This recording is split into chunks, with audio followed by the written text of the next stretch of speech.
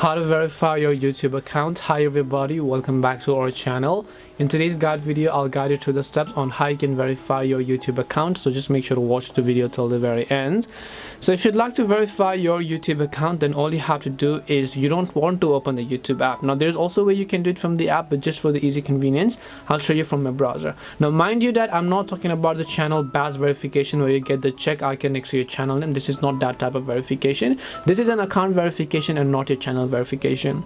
To verify your YouTube account, you want to simply just open up any of the browser where your YouTube account or Google account is signed in. So in my case, Google account has my YouTube or Chrome account signed in.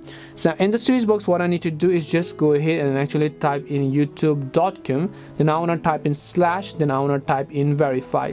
So I just need to type in youtube.com/verify. I will also make sure to drop a direct link down below for the easy convenience of you. When you go to the link, directly you can be taken to this page where you have to enter the phone number if it is not already verified, because in my case you can see it says I'm already verified. I don't need to do anything. But if you're not verified, you can just follow the instructions to verify your account.